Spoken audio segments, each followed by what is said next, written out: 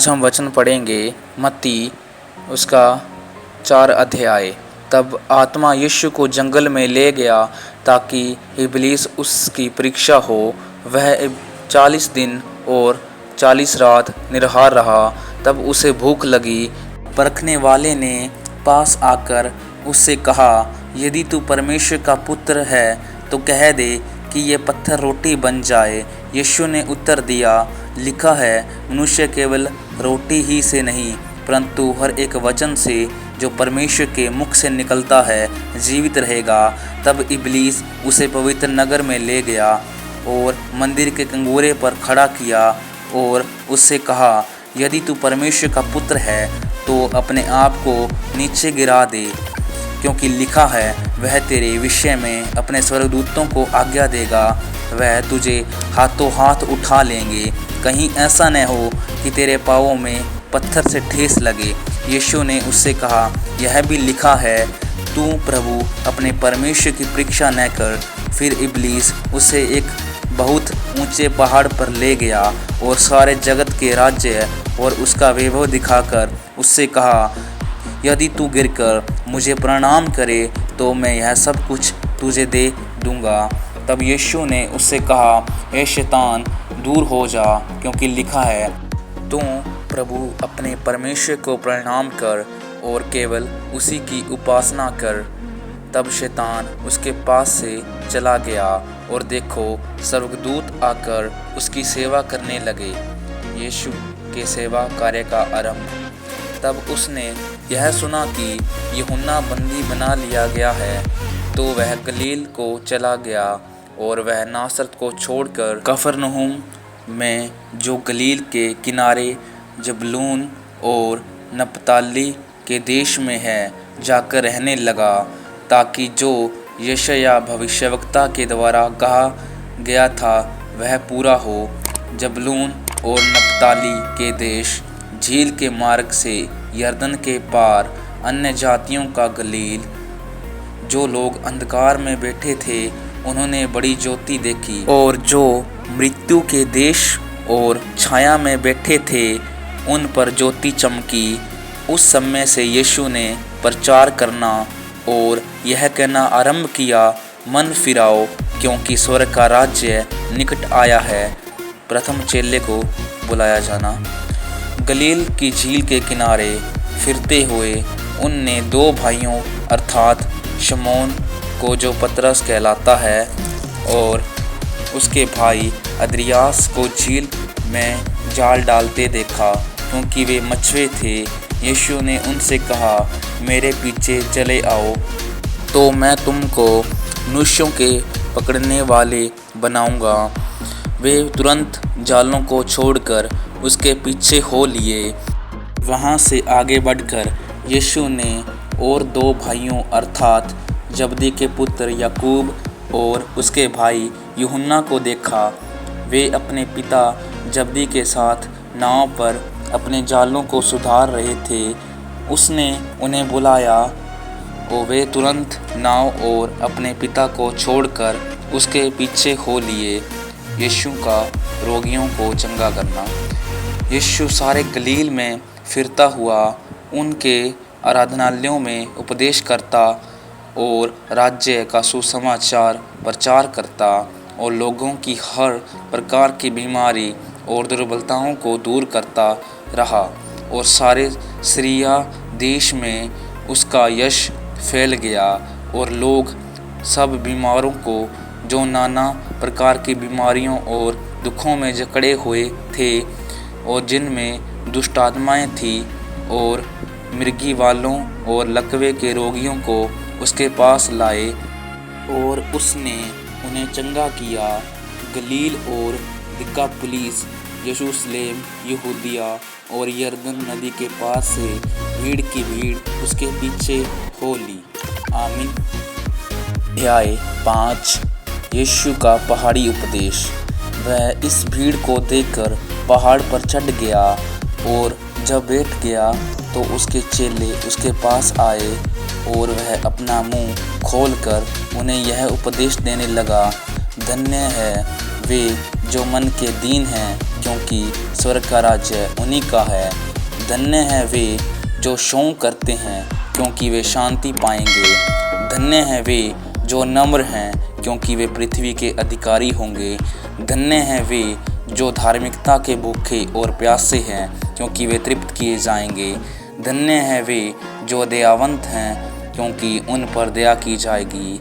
धन्य हैं वे जिनके मन शुद्ध हैं, क्योंकि वे परमेश्वर को देखेंगे। धन्य हैं वे जो मेल कराने वाले हैं, क्योंकि वे परमेश्वर के पुत्र कहलाएंगे। धन्य हैं वे जो धार्मिकता के कारण सताए जाते हैं, क्योंकि स्वर्ग का राज्य उन्हीं का है। धन्य हो तुम जब मनुष्य मेरे कारण तुम्हारी निंदा करे और सताए और झूठ बोल बोल कर तुम्हारे विरोध में सब प्रकार की बुरी बातें कहे। तब आनंदित और मगन होना, क्योंकि तुम्हारे लिए स्वर्ग में बड़ा फल है, इसलिए कि उन्होंने उन भविष्यवक्ताओं को जो तुमसे पहले थे इसी रीति से सताया था। तुम पृथ्वी के नमक हो, परंतु यदि नमक का स्वाद बिगड़ जाए तो वह फिर किस वस्तु से नमकीन किया जाएगा? फिर वह किसी काम का नहीं, केवल इसके कि बाहर फेंका जाए और मनुष्यों के पैरों तले रौंदा जाए। तुम जगत की ज्योति हो। जो नगर पहाड़ पर बसा है वह छिप नहीं सकता, और लोग दिया जलाकर पैमाने के नीचे नहीं परंतु दीवट पर रखते हैं, तब उससे घर के सब लोगों को प्रकाश पहुंचता है। उसी प्रकार तुम्हारा उजियाला मनुष्यों के सामने चमके, कि वे तुम्हारे भले कामों को देखकर तुम्हारे पिता की जो स्वर्ग में है बड़ाई करें। यह न समझो कि मैं व्यवस्था या भविष्यवक्ताओं की पुस्तकों का लोप कराने आया हूँ। लोप करने नहीं, परंतु पूरा करने आया हूँ, क्योंकि मैं तुमसे सच कहता हूँ कि जब तक आकाश और पृथ्वी टल न जाएं, तब तक व्यवस्था से एकमात्र या एक बिंदु भी बिना पूरे हुए नहीं टलेगा। इसलिए जो कोई इन छोटी से छोटी आज्ञाओं में से किसी एक को तोड़े और वैसे ही लोगों को सिखाए, वह स्वर्ग के राज्य में सबसे छोटा कहलाएगा। परंतु जो कोई उन आज्ञाओं को पालना करे और उन्हें सिखाएगा, वही स्वर्ग के राज्य में महान कहलाएगा। क्योंकि मैं तुमसे कहता हूँ कि यदि तुम्हारी धार्मिकता शास्त्रियों और फरीसियों की धार्मिकता से बढ़कर न हो, तो स्वर्ग के राज्य में कभी प्रवेश करने न पाओगे। तुम सुन चुके हो कि पूर्वकाल के लोगों से कहा गया था कि हत्या न करना, और जो कोई हत्या करेगा वह कचहरी में दंड के योग्य होगा। परंतु मैं तुमसे यह कहता हूँ कि जो कोई अपने भाई पर क्रोध करेगा वह कचहरी में दंड के योग्य होगा, और जो कोई अपने भाई को निकम्मा कहेगा वह महासभा में दंड के योग्य होगा, और जो कोई कहे अरे मूर्ख, वह नरक की आग के दंड के योग्य होगा। इसलिए यदि तू अपनी भेंट वेदी पर लाए और वहाँ तू स्मरण करे कि तेरे भाई के मन में तेरे लिए कुछ विरोध है, तो अपनी भेंट वही वेदी के सामने छोड़ दे और जाकर पहले अपने भाई से मेल मिलाप कर और तब आकर अपनी भेंट चढ़ा। जब तक तू अपने मुर्दई के साथ मार्ग ही में है, उससे झटपट मेल मिलाप कर ले। कहीं ऐसा न हो कि मुर्दई तुझे हाकिम को सौंपे और हाकिम तुझे सिपाही को सौंप दे और तू बंदीगृह में डाल दिया जाए। मैं तुझसे सच कहता हूँ कि जब तक तू कोड़ी कोड़ी भर न दे, तब तक वहाँ से छूटने न पाएगा। तुम सुन चुके हो कि कहा गया था व्यभिचार न करना, परंतु मैं तुमसे यह कहता हूँ कि जो कोई किसी स्त्री पर कुदृष्टि डाले वह अपने मन में उससे व्यभिचार कर चुका। यदि तेरी दाहिनी आँख तुझे ठोकर खिलाए तो उससे निकाल कर फेंक दे, क्योंकि तेरे लिए यही भला है कि तेरे अंगों में से एक नष्ट हो जाए और तेरा सारा शरीर नरक में न डाला जाए। यदि तेरा दाहिना हाथ तुझे ठोकर खिलाए तो उससे काट कर फेंक दे, क्योंकि तेरे लिए यही भला है कि तेरे अंगों में से एक नष्ट हो जाए और तेरा सारा शरीर नरक में न डाला जाए। यह भी कहा गया था, जो कोई अपनी पत्नी को तलाक देना चाहे तो उसे त्यागपत्र दे, परंतु मैं तुमसे यह कहता हूँ कि जो कोई अपनी पत्नी को व्यभिचार के सिवा किसी और कारण से तलाक दे तो वह उससे व्यभिचार करवाता है, और जो कोई उस त्यागी हुई से विवाह करे वह व्यभिचार करता है। फिर तुम सुन चुके हो कि पूर्वकाल के लोगों से कहा गया था, झूठी शपथ न खाना, परंतु प्रभु के लिए अपनी शपथ को पूरा करना। परंतु मैं तुमसे यह कहता हूँ कि कभी शपथ न खाना, न तो स्वर्ग की, क्योंकि वह परमेश्वर का सिंहासन है, न धरती की, क्योंकि वह उसके पाँवों की चौकी है, न यरूशलेम की, क्योंकि वह महाराजा का नगर है। अपने सिर की भी शपथ न खाना, क्योंकि तू एक बाल को भी न उजला न काला कर सकता है, परंतु तुम्हारी बात हाँ की हाँ या ना की ना हो, क्योंकि जो कुछ इससे अधिक होता है वह बुराई से होता है।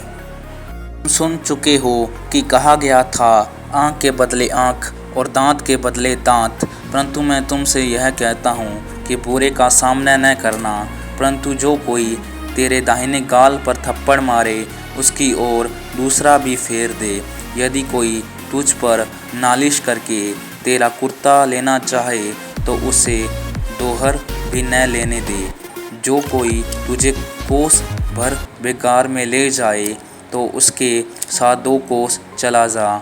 जो कोई तुझसे मांगे उससे दे, और जो तुझसे उधार लेना चाहे उसे मुँह न मोड़। तुम सुन चुके हो कि कहा गया था, अपने पड़ोसी से प्रेम रखना और अपने बैरी से बैर। तो मैं तुमसे यह कहता हूँ कि वे अपने बैरियों से प्रेम रखो और अपने सताने वालों के लिए प्रार्थना करो, जिससे तुम अपने स्वर्गीय पिता की संतान ठहरोगे, क्योंकि वह भले और बुरे दोनों पर अपना सूर्य उदय करता है और धर्मी और अधर्मी दोनों पर मेघ बरसाता है।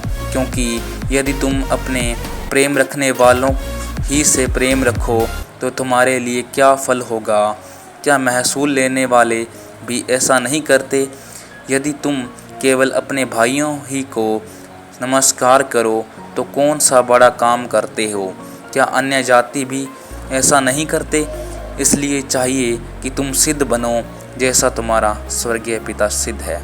तो परमेश्वर इन वचनों के द्वारा आप सभी को आशीष करे। जय मसीह की।